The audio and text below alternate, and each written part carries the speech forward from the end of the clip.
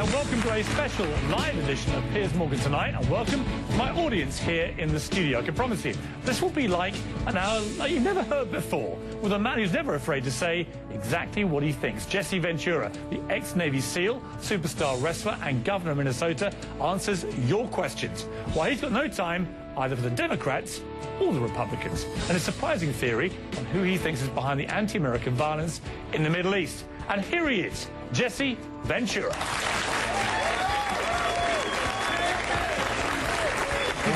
Good to see you. Good to see you. Thanks. Come on up. Good. Thank you. Thank you.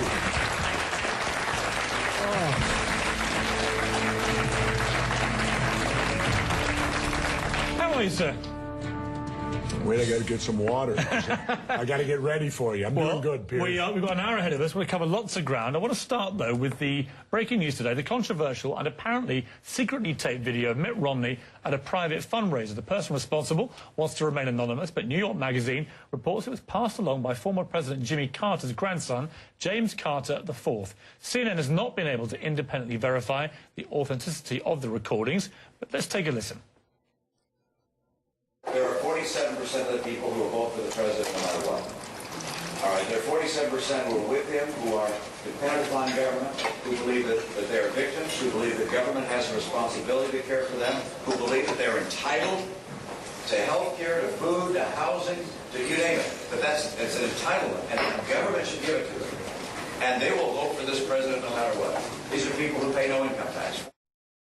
The Romney campaign released a statement in response to the issue, but did not directly mention the videos. It reads, Mitt Romney wants to help all Americans struggling in the Obama economy. As the governor's made clear all year, he's concerned about the growing number of people who are dependent on the federal government, including the record number of people who are on food stamps, nearly 1 in 6 Americans in poverty, and the 23 million Americans who are struggling to find work. Mitt Romney's plan creates 12 million new jobs in 4 years, grows the economy, and moves Americans off of government dependency and into jobs. Jesse Ventura, you were shaking your head, murmuring all sorts of profanities under your breath there. Clearly you're not impressed by Mitt Romney's claim, which effectively boils down, whichever way you look at this and whatever statements he puts out, that half of the American people apparently are, well, as he put it, on the scrounge, not paying tax, victims, and living off the state. What do you make of that? Well, let's start with taxes for a moment. Do you realize, as I cover in my book here, that these major corporations pay lobbyists more than what they pay in taxes?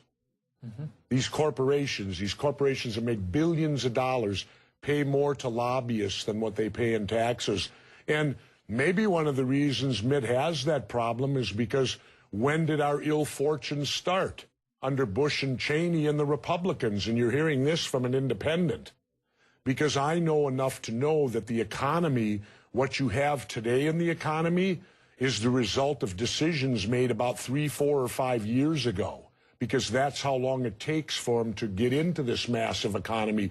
So in my opinion, the Republicans are the ones responsible.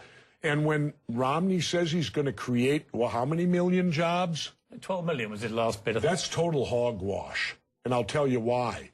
The only thing a government official can create is a government job. So if he's going to create 12 million new jobs, they're going to be paid for by taxes.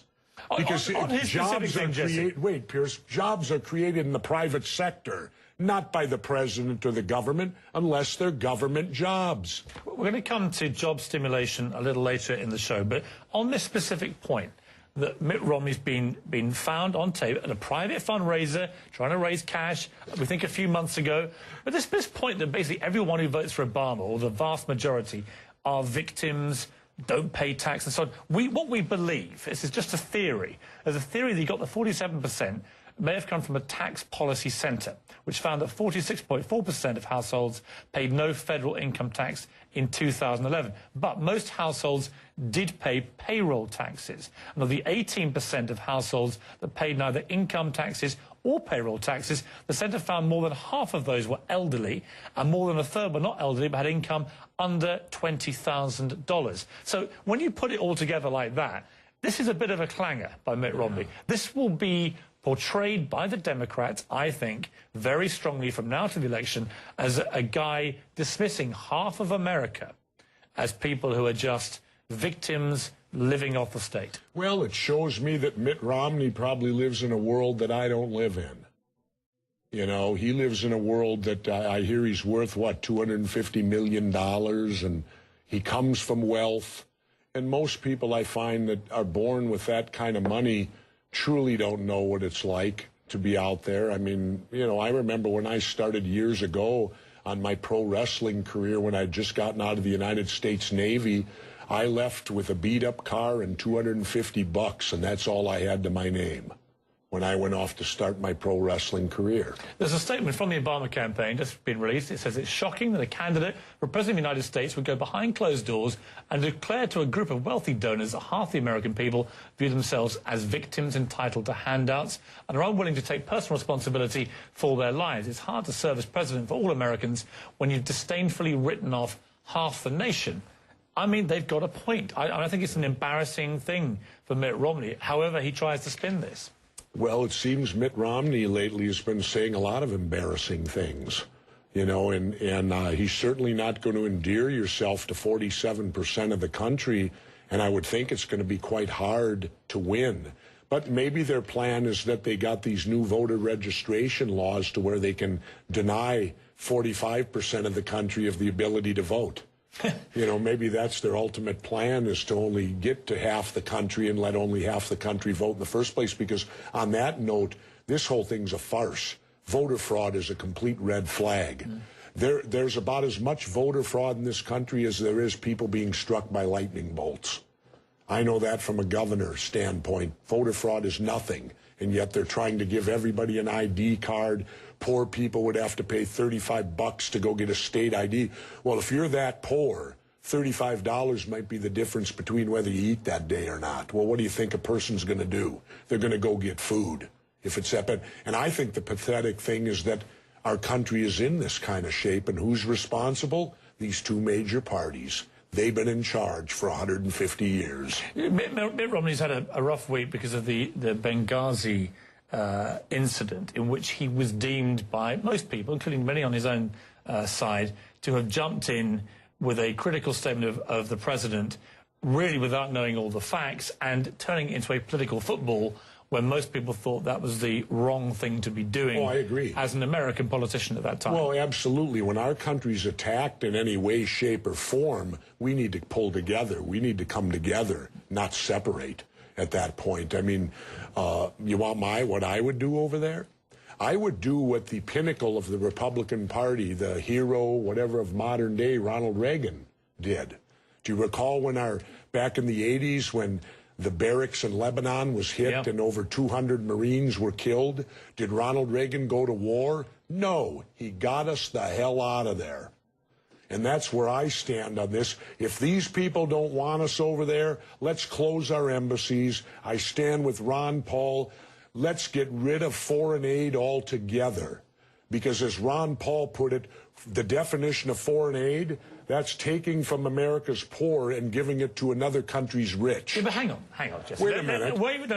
You wait a minute. It's my show. Wait a minute.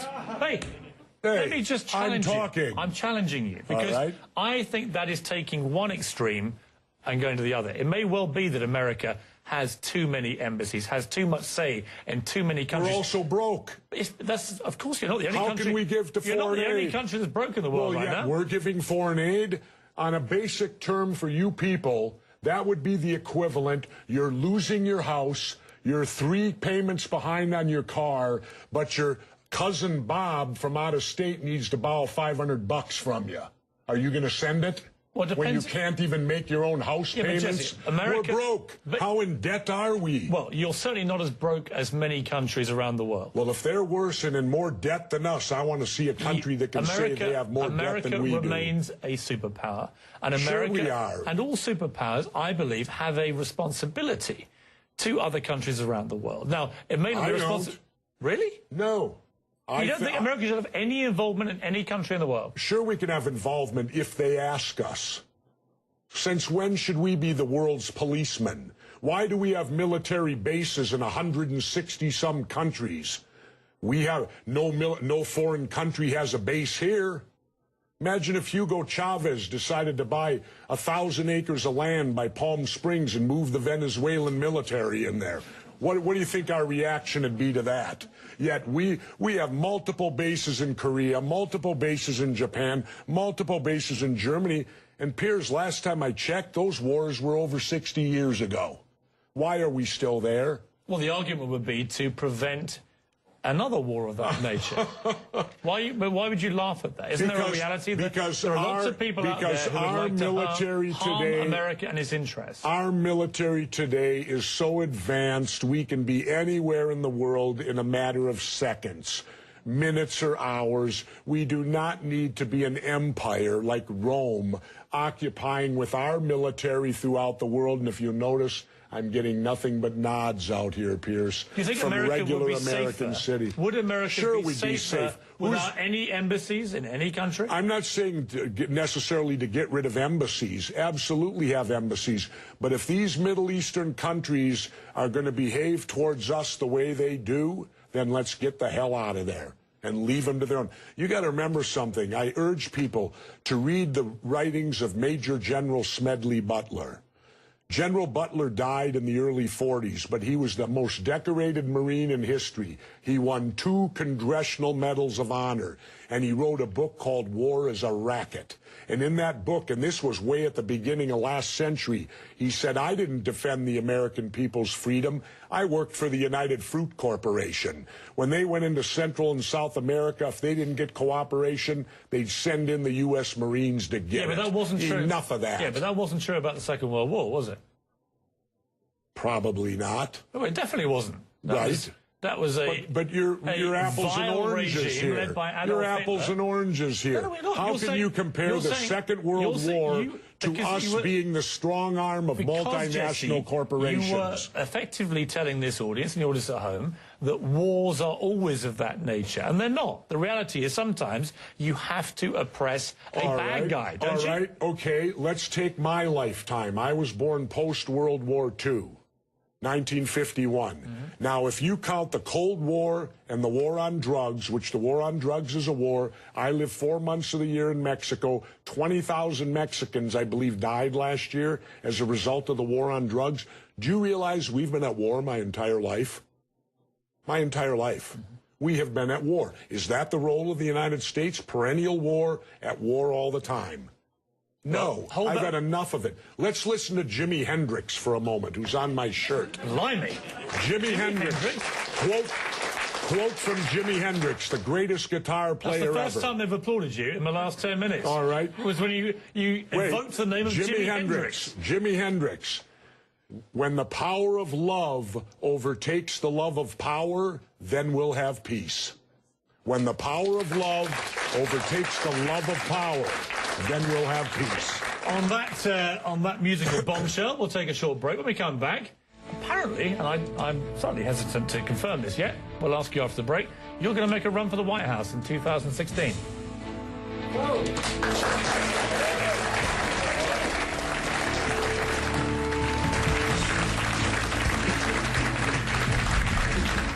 Back with me now is Jesse Ventura. The new book is Demo Crips and Rebloodicans, No More Gangs in Government. We'll be live along with our studio audience. Here's the thing, you can flip this round. Everyone's having a laugh at Mitt Romney's expense, and they're all saying Obama's stretching ahead in the polls and so on. But the reality is, Barack Obama's been there 4 years. Unemployment remains at an incredibly unacceptable figure of over 8%. Yeah. You've got lots of people suffering, losing homes, jobs, livelihoods. Why should he get another 4 years? Well, because however many gaffes Mitt Romney may be making, he is a very experienced, successful businessman. Yeah. Could he not do a better job? Well, first of all, they posed the question, are you better off today than you were 4 years ago? I would say yes. George Bush and Dick Cheney are gone. So no matter what, we're better off today than we were 4 years ago. And wait, let's remember let's rephrase the question and see how the audience react. How many of this audience personally, financially, feel genuinely better off after 4 years? If you do, applaud. Okay. And if you don't, applaud now. So, you know, it's probably about 50-50. So half of this... I got that at about 70-30. Let's split it at 60-40. All right, I'll Maybe compromise. 60-40. But whatever it was, certainly a number of people in the room would agree they're not better off. Okay, but let's get to brass tacks here. And again, I'm the independent. In the economy, things that are done 3, 4, 5 years ago show up today. So when the recession of 08 hit, which Barack Obama inherited, Bush did the first bailout. That was because it hit in 08 because of decisions done in 03, 04, when you had a Republican president, a Republican House, and a Republican Senate. Why at the Republican convention, and I ask you this question, why wasn't George Bush allowed to speak, Dick Cheney allowed to speak?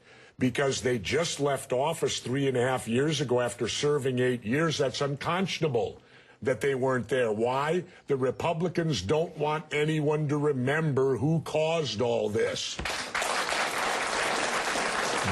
I said to my wife, at the 08 election, I said to my wife, you know, I wouldn't want it, you couldn't pay me to be the next president any amount of money, because whomever it is going to get the blame for all of what George Bush and Dick Cheney did. Well, and that's precisely what you got to do. Now, has Obama fixed it? No, he has not. But is Mitt Romney the answer, going back to the old Republican ways that caused it in the first place? Americans have very short attention spans. They usually can only remember about a year ago. They need to remember about 4, 5, 6 years ago of who caused this. Let's go to our first audience member question, Derek Whitecare. Now, Derek, you got a question. On the basis there are rumours still flying around that this gentleman may run for office in 2016. What is your question? Well, first, Governor, how you doing? Good. I'd like to thank you for having the guts to serve in our armed forces. I think a lot of politicians and so-called statesmen ought to take a page out of your book. Well, it's not a requirement. You know, no, let's be fair. It's not a requirement to serve in the military, to be the commander-in-chief, because he's a civilian. Maybe it's good for a little of experience having done it, but it is not a requirement. The Constitution doesn't say you have to. Anyway, we're not here to call you a hero. Let's have my question. Governor, my question is, if you were to run as independent, completely unaffiliated from any political party whatsoever, do you feel that that would help or hinder your ability to ultimately gain ballot access in all 50 states? Oh, it'll require you, the people, to do it for me. But you know what? I need to see that. I need to see the American people rise up before I'm going to put my butt on the line again. When will you put your butt on the line? And the only way that'll happen, 2 criteria must happen. There must be, and I also abhor this ridiculous spending that they do to get elected. It's obscene. It's obscene. And I can say that because I can say that because when I ran for governor of Minnesota, I spent less money to get the job than what I made doing the job. I don't think there's an elected official that can make that statement in the last 50 years. I only raised $300,000 to become the governor of Minnesota. The Democrats and Republicans in the same race spent a combined $12 million, and that was back in '98. So, Jesse, will you be running or not in 2016? I don't know. I need to have ballot access in all 50 states, and I need some type of guarantee that I will be allowed in the debates, because you cannot win if they won't let you debate, but if you can debate, you can win. Because in Minnesota at the primary, I was only polling between 8 to 10%. I was allowed in the debates. 7 weeks later, I was the governor of Minnesota. You know, they always say, Piers, in the private sector, competition's good, right? Isn't that what we always hear? Well, how come competition isn't good for president? Why has it been 20 years since we've seen any third voice in a presidential debate? Because these two parties they make the rules, and they will not let anyone else win. So I would require huge help from you, the people, because if I do run, and I run to win, I would be the first president elected in this country that would belong to no political party since George Washington, the father of our country. Well, I would love to see you in one of those debates, actually, Jesse. But after the break, we're going to talk to you about Osama bin Laden and whether a Navy SEAL should be allowed to tell his story as one of the SEAL Team 6 has now done.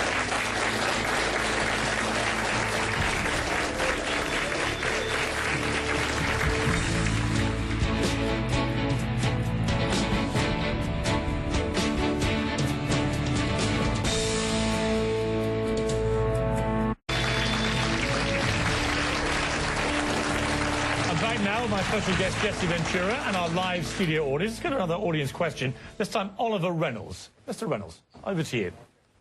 Good afternoon, Mr. Ventura. Hi. My question to you is, as a former Navy SEAL, do you agree or disagree with the recent release book by the 6-member SEAL team and the objections of the Pentagon?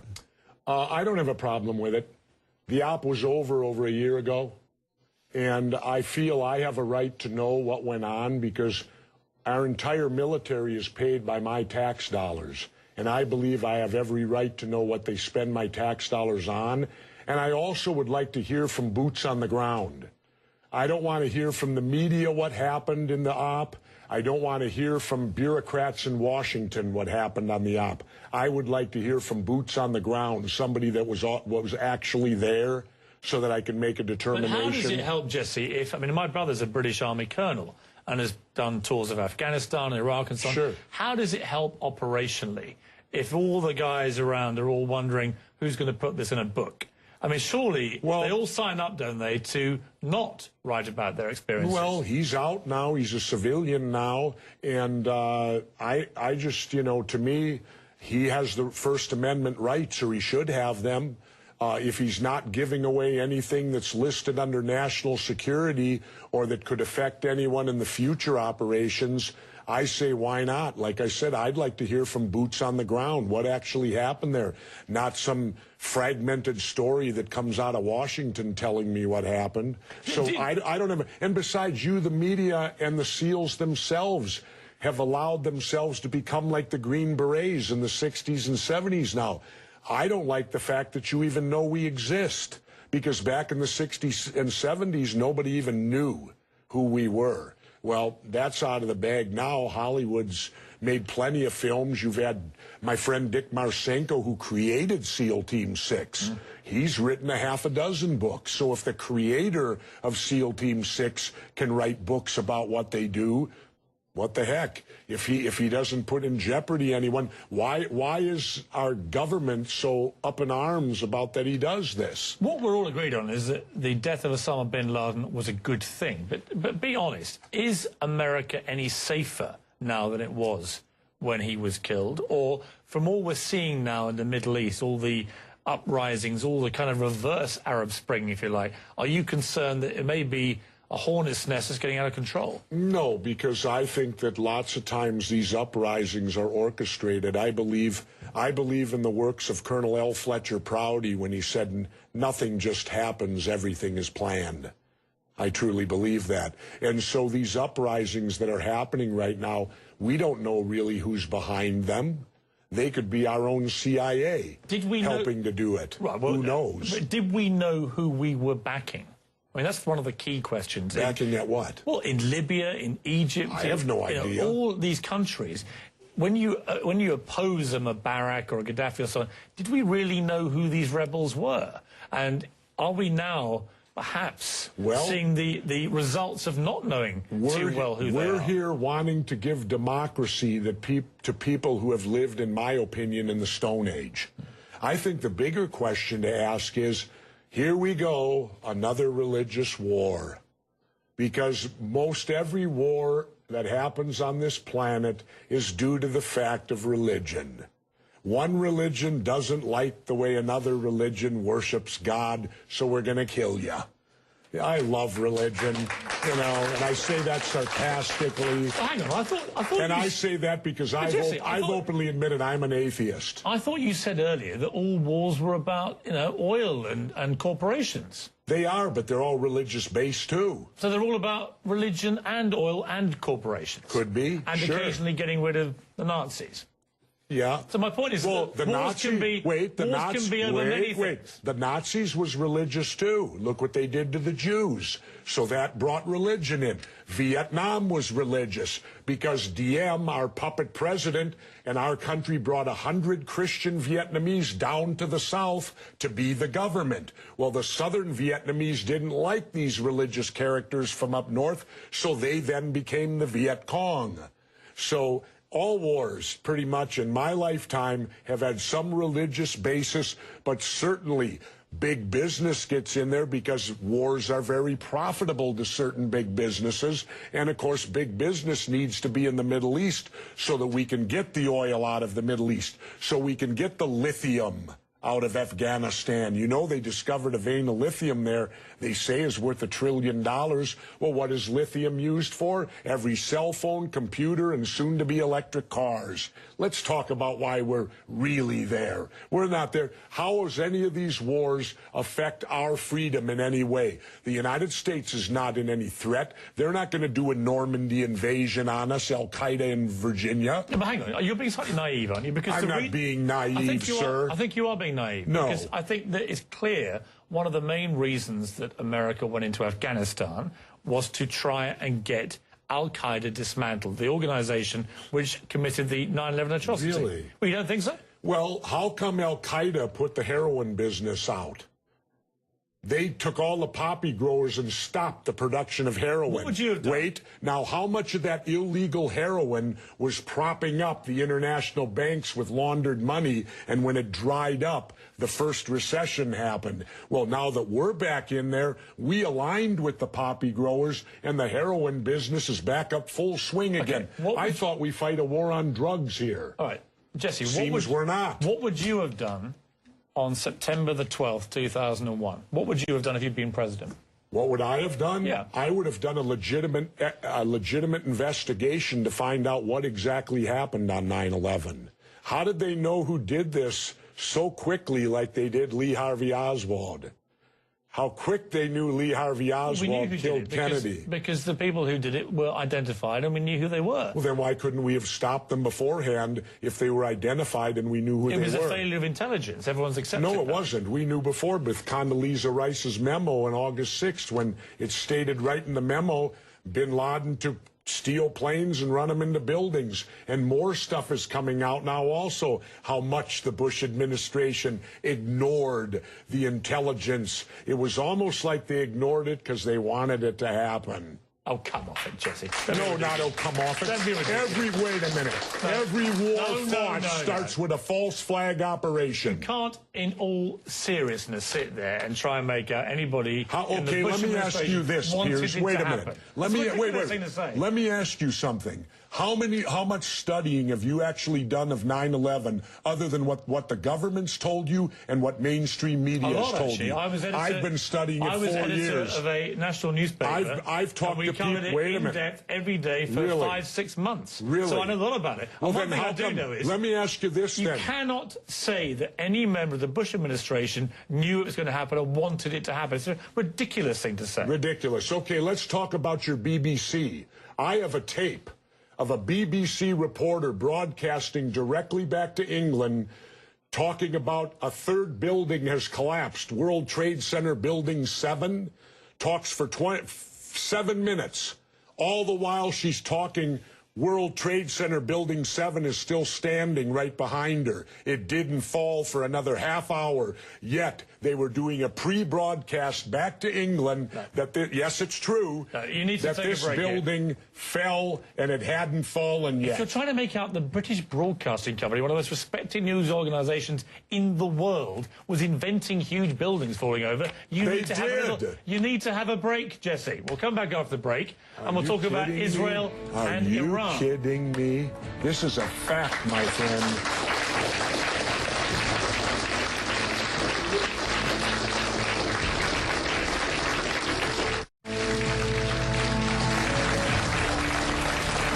Jesse Ventura live along with our studio audience. We left a fairly heated debate about various theories that you have about 9/11 and so on. Let's move on to... and the government only has a theory. Right, well, the government has No, factual... this is a theory. Their theory is 19 Islamic radicals armed with box cutters defeated our multi-billion-dollar air defense system, all while conspiring with a bearded guy in a cave in Afghanistan. That is exactly what happened. That's their theory. No, that's not a theory, it's a fact. That's their theory. No, Jesse, that's a it's fact. That's what happened. Really? Yes, I'm Were sorry you there? to kill your conspiracy theories, but that is what happened. Then why haven't anyone been brought up for trial? Because they all died. haven't given one shred of They all evidence in a died, trial. in case you missed the story. Well, then They what do all we got died. all these guys in Gitmo for?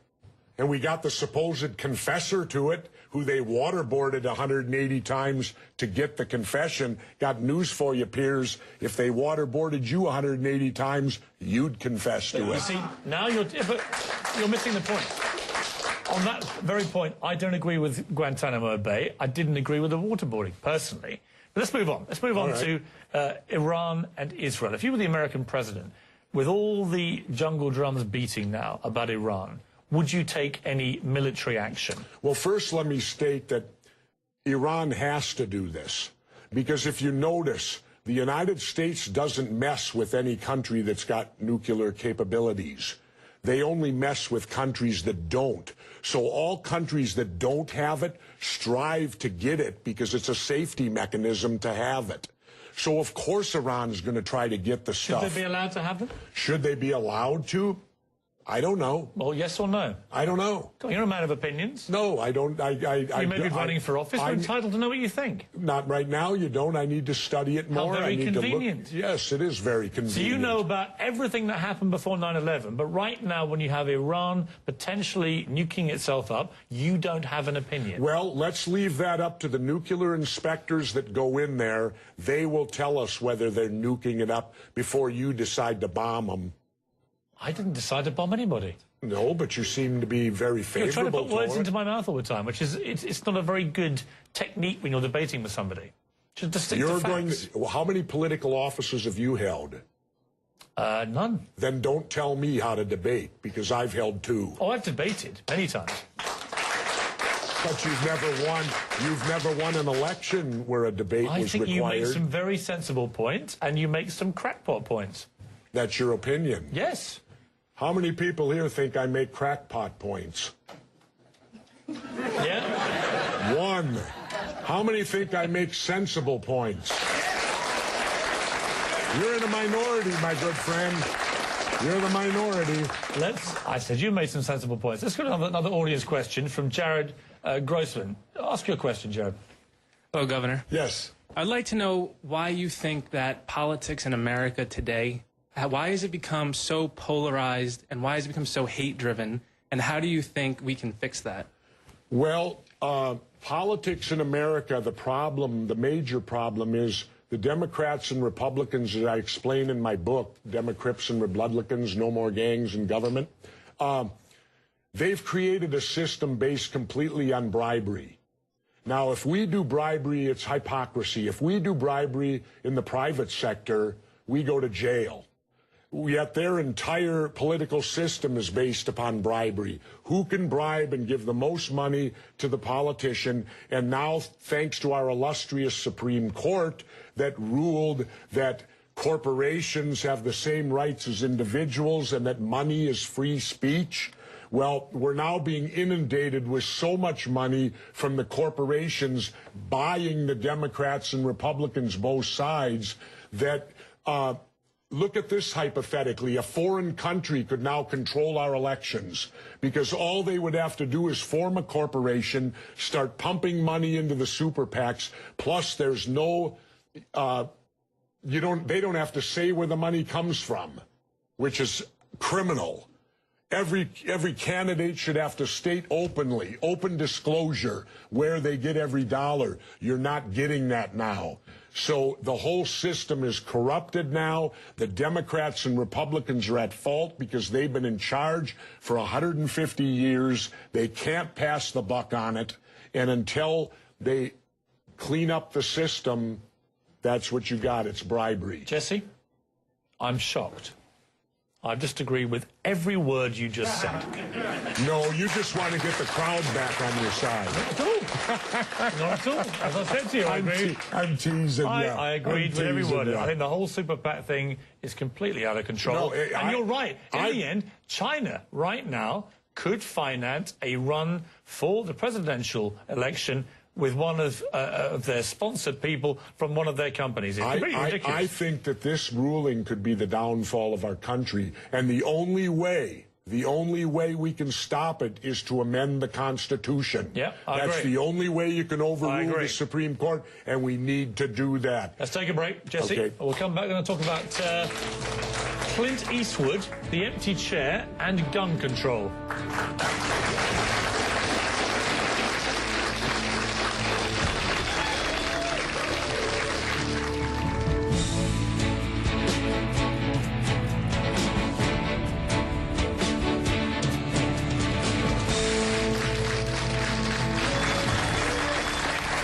Jesse Ventura and our live studio audience.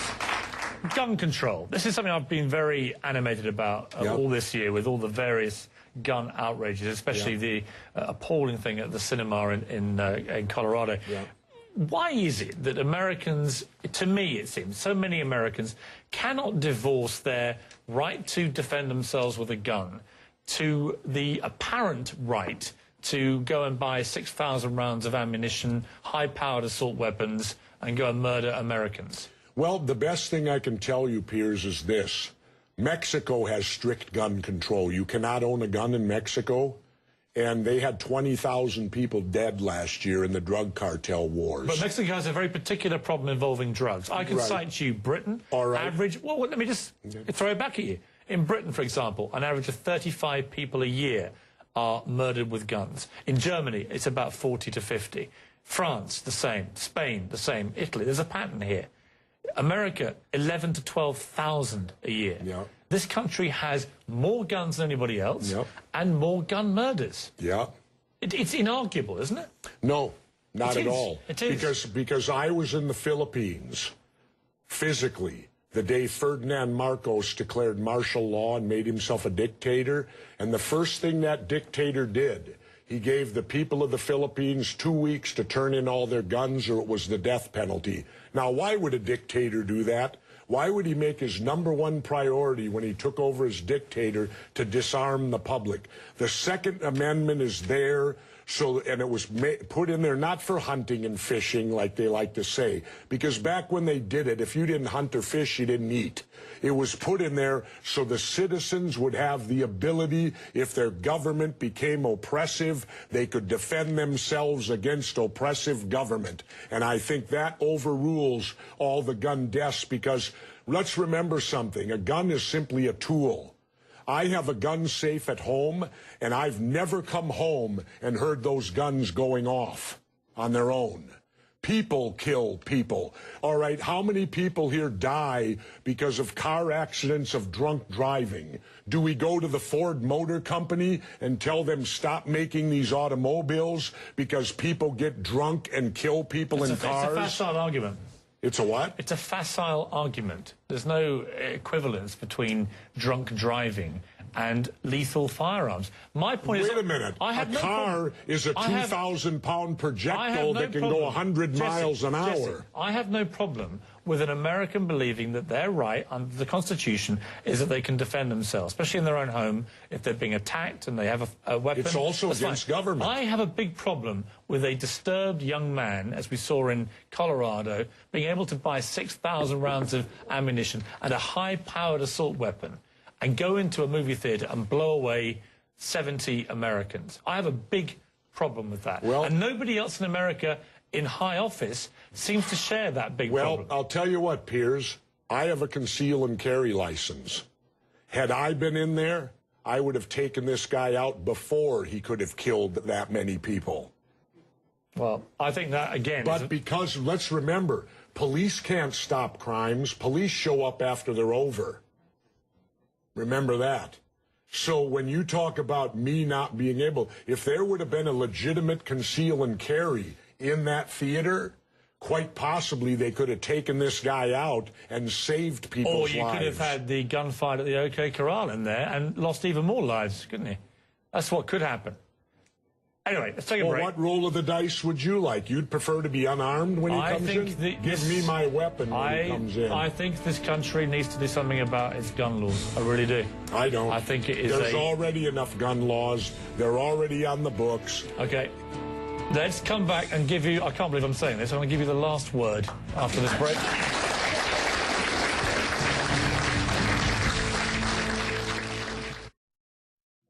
Back with my special guest, Jesse Ventura, my studio audience. Twitter's gone crazy tonight, rather appropriately. I like this one from Buffalo Jimmy Z, or Z. He says, the moon landing was faked. Apollo 11 landed on Jesse Ventura's bald head. Now, Jesse, as usual, you stirred it all up. How do you want to leave this? You've got about 30 seconds to give me a final thought. I promised a dear friend of mine that I'd make this statement too tonight. Republicans are not a political party, it's a mental condition. A good friend of mine wanted me to make sure I said that tonight, so Jesse, I got it out there. You have been, as always, extremely provocative, entertaining, slightly crackers, but it's always good fun to have you. Audience, I'm going to thank my guest. Thank you. Appreciate it very much. Appreciate it. Thank you, Piers. Thank you.